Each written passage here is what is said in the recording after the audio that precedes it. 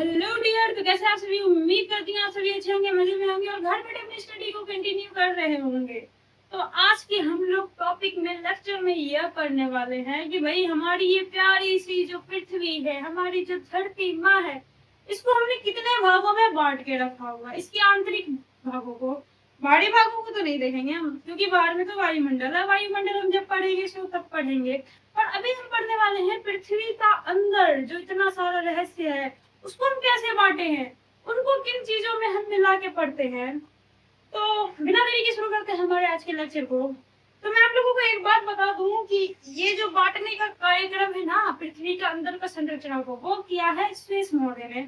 वो एक बहुत ही महान भूगोल वेत्ता हुए। उनके पास ना जानकारियां इतनी थी कि उन्होंने ना पूरा पूरा पृथ्वी को बांट डाला। कैसे बांटा? उन्होंने पृथ्वी की आंतरिक संरचना पे ना रिसर्च करना स्टार्ट किया। उन्होंने सोचा कि पृथ्वी के अंदर सारे बहुत सारे रहस्य है, इस मिट्टी के अंदर कुछ तो छिपा हुआ है। उन्होंने ज्वालामुखी को भी फटते हुए देखा है, उन्होंने अंदर से पानी निकलते हुए देखा है। तो इसी सब क्यूरियोसिटी में ना उन्होंने सोचा कि इसके अंदर कुछ तो ऐसा होगा जो कि जानने लायक होगा। तो उन्होंने खोजना स्टार्ट किया। खोजना स्टार्ट कैसे किया? उन्होंने सोचा कि जैसे जैसे मैं अंदर जाऊंगा धीरे धीरे रहस्य सामने आ जाएंगे। उन्हें लगा कि ये पहले आसान होगा, पर उन्हें ये नहीं पता था कि जैसे जैसे वो पृथ्वी की गहराई में घुसते जाएंगे वैसे वैसे वहां उनका टेम्परेचर और ऑक्सीजन की कमी से सामना होते रहेगा। क्योंकि हमारे जो इंटरनल स्ट्रक्चर है ना पृथ्वी के अंदर वाला भाग, हम लोग जैसे जैसे जितना अंदर जाएंगे तो ये जो पृथ्वी का अंदर जो है ना जो दाब बनता है और घनत्व होता है ना, वो बहुत ज्यादा बढ़ जाता है। साथ में जब वो दोनों बढ़ता है ना तो टेम्परेचर भी बहुत ज्यादा बढ़ जाता है। ऐसा इसलिए होता है जैसे कि आप लोग एग्जाम्पल में मानो आप एक कमरे में हो, अकेले पर्सन हो, फैन चल रहा है, तो आपको ना गर्मी उतना नहीं लगेगा। पर अगर आप एक कमरे में 100 लोग या फिर 20 लोग भी बैठे होंगे ना और एक ही फैन होगी तो आपको बहुत ज्यादा गर्मी लगेगी यार। क्यों? क्योंकि उस छोटी सी जगह पे ना आप लोग भरे हुए होंगे, कोसे हुए होंगे, एकदम दबे हुए बैठे होंगे एक साथ सट के, जिसकी वजह से टेम्परेचर बढ़ता है। उसके बाद क्या होता है ना, जगह कम मिलता है, डेंसिटी वहां पे रहती ही नहीं है, खाली स्पेस रहता ही नहीं है। तो फिर उसके बाद क्या होता है ना, वो भी आपके जो हवा आने वाली जगह होती है उसको भर देती है। तो अब आप बताओ टेम्परेचर बढ़ेगा कि नहीं? तो जब टेम्परेचर बढ़ेगा ना तो वो ऑक्सीजन को ऐसे ही खत्म करेगा, आपको वहां पे ऑटोमेटिक घुटन होने लगेगी। तो यही हुआ जब वो खुदाई कर रहे थे ना, तो एक टाइम बाद जो है ना उनको ऑक्सीजन की बहुत ज्यादा कमी होने लगी अंदर, ऊपर से टेम्परेचर बहुत ज्यादा बढ़ गया। तो उन्हें अस्ता पस्ता के बाहर वापस आना पड़ा। उन्हें वहां पे खुदाई रोकनी पड़ी और अपनी रिसर्च बंद करनी पड़ी। पर उन्होंने देखा एक जगह कि जमीन को फाड़ के लावा बाहर आ रहा है। जब लावा बाहर आ रहा था ना उनके दिमाग में एक आइडिया आया कि क्यों ना इस लावा पे रिसर्च किया जाए, ये भी तो अंदर से ही निकल रहा है। उन्होंने ना उस लावा को लिया और अपने लैब में ले जाके रिसर्च किया। लेकिन हाँ, एक बात ध्यान रहे कि उन्होंने रिसर्च उस टाइम भी करी थी जब उन्होंने खुदाई करी थी। उस मिट्टी के पार्टिकल्स में उन्हें जो है ना फर्स्ट में तो उन्हें सबसे ज्यादा जो मिला था वो मिला था सिलिकॉन और एल्युमिनियम की मात्रा। यानी कि हमारा जो ये पृथ्वी ऊपर का सतह है ना, उस पे सिलिकॉन और एल्युमिनियम की मात्रा उन्हें सबसे ज्यादा मिली थी। उसके बाद उन्होंने जब लावा पे रिसर्च किया तो उन्हें मिला कि भाई हमारे लावा में जो है ना सिलिकॉन और मैग्नीशियम की मात्रा बहुत ज्यादा पाई जा रही है। जब इतना ज्यादा सब पता चल गया, अब अंदर खोदना संभव नहीं था। जब अंदर वो नहीं जा पाए तो उन्होंने सोचा क्यों ना हम बाहर से ही अनुमान लगाए। उन्होंने देखा एक मैथ के ज्योमेट्री के अकॉर्डिंग उन्होंने किया क्या, और ग्रेविटी भी आप लोगों ने पढ़ा होगा शायद, अगर नहीं पढ़ा होगा तो साइंस का जब हमारा लेक्चर आएगा तब आप लोग पढ़ लेना। उन्होंने क्या किया, एक नॉर्मल सा सिक्का लिया या फिर कोई चीज ली, उसको ऐसे हवा में लेकर गिराया। उसके बाद जितनी स्पीड से वो नीचे गिरा और उसके बाद क्या किया उन्होंने, जितनी स्पीड से नीचे गया उस हिसाब से अकॉर्डिंग टू ज्योमेट्री और अकॉर्डिंग टू मैथ उन्होंने कैलकुलेट किया और पाया कि भाई इसके स्पीड के अकॉर्डिंग हुई तो हम इसके आर पार, यानी कि ये जो हमारा रेडियस है इसके आर पार का अनुमान लगा सकते हैं। पर ऐसा संभव नहीं था। तब उन्होंने सोचा कि दूसरा कोई उपाय लगाया जाए। उन्होंने क्या देखा कि जब भूकंप आते हैं तो उनकी तरंगों को नापा नापा जाता है। आप लोगों ने सुना होगा एक स्केल के बारे में, भूकंपीय तरंगी स्केल, जिसका नाम है क्या, वो आप लोग बताएंगे। तो उस स्केल के माध्यम से ना उन्होंने भूकंप की तरंगों का नापा, और उस तरंग से ना उन्होंने एक चीज और नापी कि भूप्रपटी, यानी कि जो हमारा जमीनी एरिया है उस पे, और जो हमारा नदी वाला एरिया है या फिर सागर वाला एरिया है, इस जगह पर भूकंप की तरंगे अलग अलग जैसी वेव जो है ना वो लहर कर रही है, सफर कर रही है। तो उसने सोचा कि हो सकता है इसके अंदर भी कुछ अलग हो। उस हिसाब से भी उन्होंने नापा। उसके बाद हुआ ये कि जब एक बार सब चीज उम्मीद हार बैठे, उन्हें लगा कि अब शायद हमारा रिसर्च रुक जाए, तब उन्होंने ऊपर आसमान को देखते हुए एक टूटते हुए तारे से ना एक विश मांगी कि हे भगवान, प्लीज प्लीज कुछ भी करके मेरे में इतना ज्ञान डाल दो कि हम पृथ्वी की आंतरिक संरचना के बारे में जान पाए। उनकी एक यूनिवर्सिटी देके भगवान को रहा नहीं गया, तो उन्होंने कहा बेटा तथास्तु, ये जो तारा मैं गिरा रहा हूँ इस पे जाके रिसर्च कर लेना तुम। तो उनकी बात उनको सपने में सुनाई देती थी, यानी कि भगवान जी की बात सुरेश महोदय ने सपने में देखा और सुबह सुबह निकल गया उस तारे की खोज में।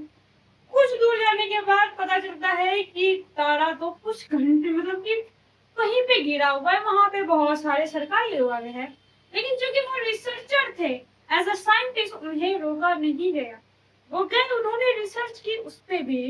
अभी तक उन्होंने जो पृथ्वी पे रिसर्च करके रखा था उसके अकॉर्डिंग और उल्का पिंड पे रिसर्च के अकॉर्डिंग उन्होंने पाया कि जैसी पृथ्वी की बनावट है, जो पार्टिकल्स इसमें मिल रहे हैं वही पार्टिकल सेम उस उल्का पिंड में भी पाए जा रहे हैं। एग्जैक्टली सेम तो नहीं, लेकिन लगभग सेम, सिमिलर वो जिसे कहते हैं, वो पाए जा रहे हैं। तब उन्होंने इस आधार पे बांटना शुरू किया। उन्होंने सबसे पहले ऊपर वाले परत को पृष्ठ नाम रखा, लेकिन पृष्ठ नाम रखने के बाद उन्होंने, छोड़िए लेकिन मैं बाद में बताऊंगी, लेकिन बीच में आएगा जरूर। पृष्ठ नाम रखने के बाद उन्होंने दूसरे वाले परत को मेंटल कहा। उन्होंने देखा कि जो उल्का पिंड में है वो सबसे ऊपर वाला लेयर ठोस है, जिस तरह हमारी जमीन की सतह, जिस तरह उन्होंने खोदा और उन्हें पता चला कि हाँ ये भी ठोस है और इसमें भी सेम पार्टिकल्स मिलते हैं। फिर उन्होंने देखा कि हमारी पृथ्वी के अंदर से निकल रही है लावा, और जब उन्होंने उल्का पिंड को काटा तो उसके बीच में से भी कुछ केमिकल वाली चीजें, यानी कि द्रव्य वाली चीज बाहर निकली। तब उन्होंने सोचा कि हो सकता है कि यह हमारे बीच वाले परत में हो, और ऐसे भी भूकंप की तरंगों से उन्हें पता चला कि हमारे अंदर वाले, यानी कि पृथ्वी के पृष्ठ के नीचे वाला जो परत है वो बहुत ज्यादा सफर नहीं कर रहा है भूकंप के दौरान, यानी कि बहुत अंदर तक इसका प्रभाव नहीं है। तब उन्होंने सोचा कि बीच वाली जगह पे हो सकता है लिक्विड हो, इसलिए उन्होंने इस जगह को कहा मेंटल, और ये चूंकि बीच वाला भाग था इसलिए उन्होंने इसका नाम मेंटल रखा। उसके बाद इन्होंने कहा जब तक किसी भी पृथ्वी के अंदर या फिर किसी भी चीज के अंदर गैस नहीं रहेगी, हवा नहीं भरा रहेगा, तब तक उसका मूव करना, उसका गति करना संभव नहीं है। और चूंकि हमारी पृथ्वी तो पहले से गति कर रही है, खुद के अक्ष पर भी घूम रही है और सूर्य की परिक्रमा भी कर रही है, तो उन्होंने इसके अंदर कोर वाले भाग का नाम रखा कोर, क्योंकि यहाँ पे गैस पाया जा रहा है। उन्होंने 3 भागों में इसलिए बांटा क्योंकि ये थी ठोस, ऊपर वाला जो परत था वो था ठोस, उसके बाद दूसरा जो परत था वो था द्रव्य वाला, और तीसरा जो परत था वो था गैस वाला। इस आधार पर उन्होंने इनका नाम रख दिया क्रस्ट, मेंटल और कोर। लेकिन सुरेश महोदय के आते हैं छोटे भाई जो पढ़ रहे थे कक्षा 7 या 8 में। उन्होंने कहा भैया आप जो इतना चीज बांट रहे हैं मुझे बात समझाइए, मैं इसे याद कैसे करूंगा? आप फिर इसके पार्टिकल्स अलग लिखवाएंगे, इसमें सियाल और सीमा वगैरह मतलब सिलिकॉन और एल्युमिनियम पाया जाता है, उसके बाद आप कहेंगे कि सेकंड वाले लेयर में पाया जाता है सिलिकॉन और मैग्नीशियम, उसके बाद आप कहेंगे सबसे लास्ट वाले परत में निफे यानी कि निकेल और आयरन पाया जाता है। उस अकॉर्डिंग भी आप मुझे अलग याद करवाएंगे, इससे अच्छा है मैं आपको एक सजेशन देता हूँ, मैंने नाम सोच के आया हूँ। सुरेश महोदय कहते हैं भाई तुम अपने पढ़ाई आसान करने के लिए मेरे चीजों को क्यों बिगाड़ना चाहते? ना भैया, निकनेम तो सबका होता है, जैसे आपका भी तो कुछ रखा है ना।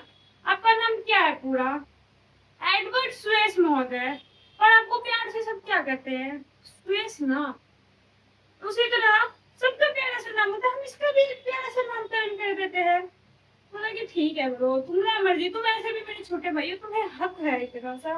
बोला कि ठीक है, आप एक काम करो ना, सिलिकॉन और एल्युमिनियम को मिला के सियार रख दो, क्योंकि सिलिकॉन का एसआई मात्रक, मतलब एसआई मात्रक नहीं, सिलिकॉन का जो पीरियोडिक टेबल पे नेम है वो है एसआई, और एल्युमिनियम का एल। तो इस हिसाब से आप इसका नाम सियार रख दो। उसके बाद जो मेंटल वाला पार्ट है उसमें पाया जाता है सिलिकॉन और मैग्नीशियम, तो उसका पार्ट का नाम आप सीमा रख दो प्लीज, क्योंकि एसआई फॉर सिलिकॉन और एम फॉर मैग्नीशियम।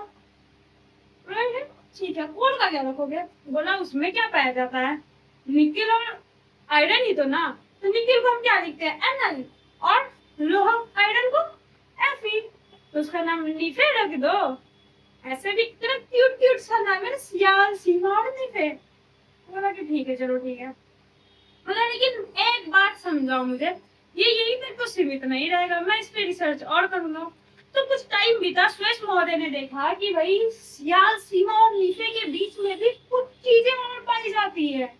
इनकी डेंसिटी अलग पाई जाती है, हर कुछ किलोमीटर पे जाने के बाद इनकी डेंसिटी बदल जाती है, इनकी गहराई बदल जाती है, उसके बाद इनका ताप बदल जाता है। तो उस हिसाब से इन्होंने ना इसको और परतों में बांटा। क्रस्ट में तो कुछ नहीं हुआ, 0 से 35 किलोमीटर तक ना क्रस्ट एकदम समान रहा, भले थोड़ा टेम्परेचर बढ़ा लेकिन उसकी डेंसिटी बिल्कुल नॉर्मल रही, बराबर रही।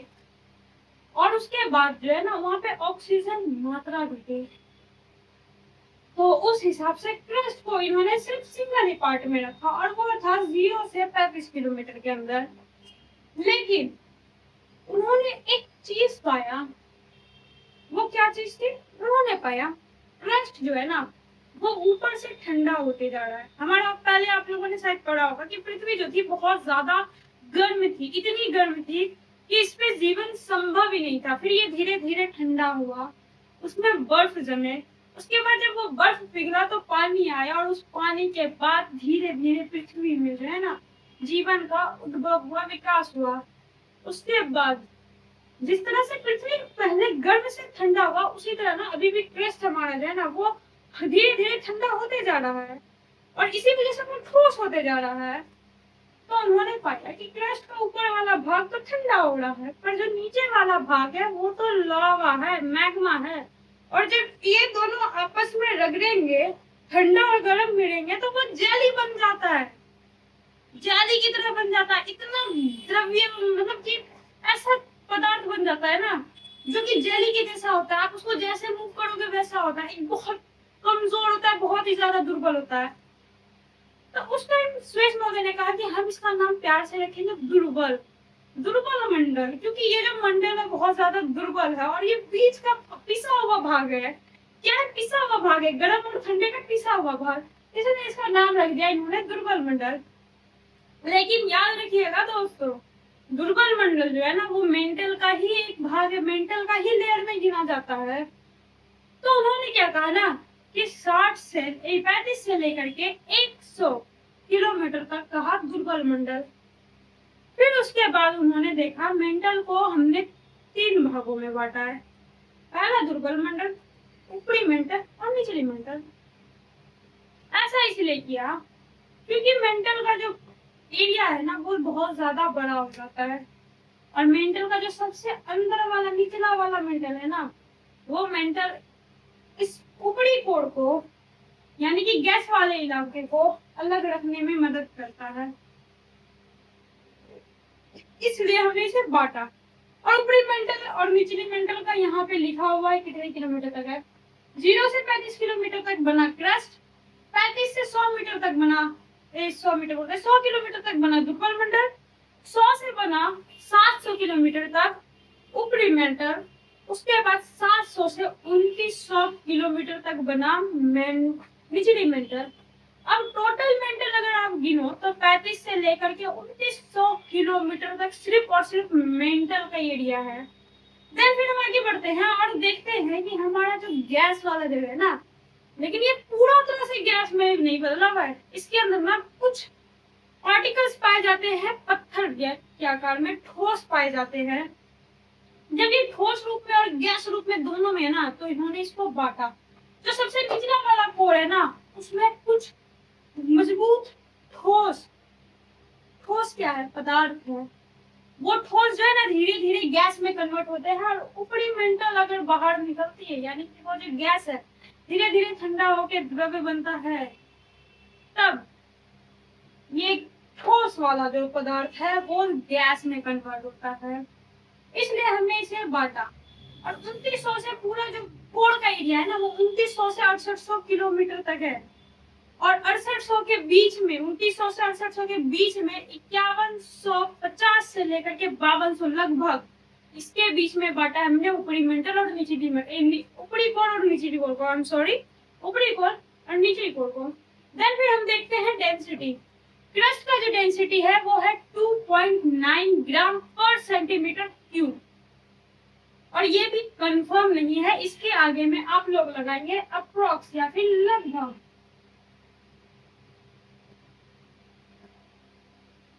उसके बाद हमने देखा कि मेंटल का जो डेंसिटी है ना, वो है 4.3 से लेकर 5 ग्राम पर सेंटीमीटर क्यूब।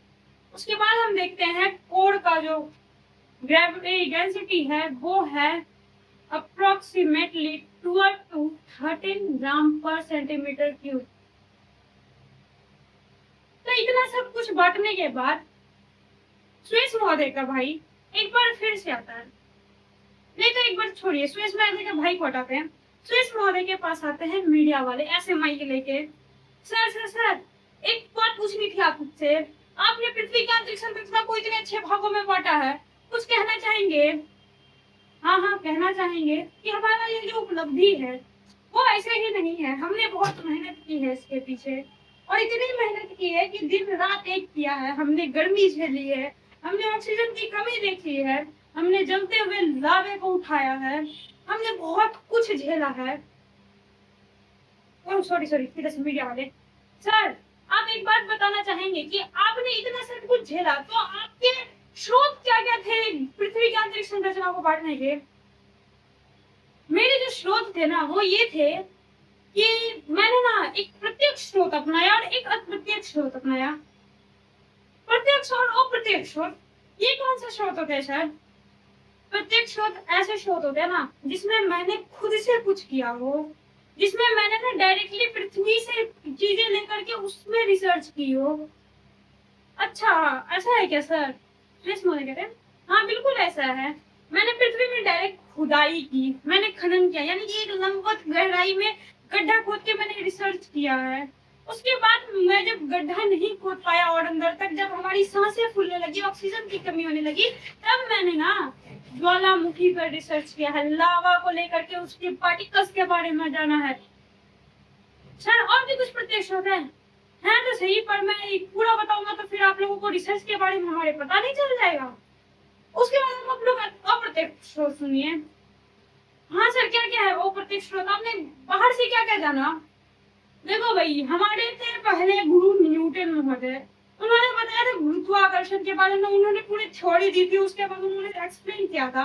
तो उस हिसाब से मैंने सोचा कि अगर इतनी जमीन के अंदर खुदाई करूंगा, इतना जानूंगा, इतना कोर के बारे में पता कर ही लिया है, तो हो सकता है ना कि जितने स्पीड से ग्रेविटी से गिर रहा है नीचे भी तो उसका डबल होगा, यानी कि उसका जो रेडियस है उसका डबल क्या होगा, जितनी त्रिज्या है उसका डबल व्यास होगा कि नहीं होगा। इस हिसाब से मैंने बांट दिया। उसके बाद मैंने देखा कि हमारा उल्का पिंड एक गिरा था, तारा गिरा था, तो भगवान जी आके हमारे सपने में बोले थे बेटा उस पर रिसर्च करो, तुम जान जाओगे सब चीज। तो मैंने उस पर भी रिसर्च किया तो कहा कि इसके उसके पार्टिकल्स ज्यादातर मिलते हैं। उसके बाद हमने देखा कि लेयर्स भी मिल रही हैं, चीजें मिल रही थी, तो मैंने सोचा सेम टू सेम होंगी। और अगर आपको ज्यादा तकलीफ है तो आप खुद खोज लीजिए। सर हमें कोई तकलीफ नहीं है सर, आप बहुत अच्छा खोजे, मुझे यकीन है आप पे, आप अच्छा ही सही खोजोगे। तो भाई यही थे आज कल के सभी मेरे रिसर्च। तो आज के वीडियो को करते हैं हम लोग भी अब समाप्त। मिलते हैं अगले टॉपिक के साथ, अगले लेक्चर के साथ। तब तक बने रहिए आप लोग हमारे साथ। मिलते हैं अगले लेक्चर में। धन्यवाद। और हाँ, एक चीज ध्यान से आप लोग कमेंट किया कीजिए, ताकि हमें भी पता चले कि आप लोगों को हमसे पढ़ के कैसा लग रहा है। हमारी टीम मेहनत करती है यार, इसलिए आप लोग थोड़ा सा अगर कमेंट कर दीजिएगा तो हमें भी इंकरेज फील होता है। हम थोड़ी सी मेहनत करते हैं, किसके लिए? सिर्फ आपके लिए। तो आज के लेक्चर में इतना ही, मिलते हैं अगले लेक्चर में। अगर आप लोगों को कोई स्पेसिफिक टॉपिक या लेक्चर पढ़ना हो या फिर किसी सब्जेक्ट के बारे में पढ़ना, तो वो आप लोग कमेंट कर सकते हैं। हम लोग कोशिश करेंगे कि अगला लेक्चर उसी पे हो। धन्यवाद, मिलते हैं अगले लेक्चर में।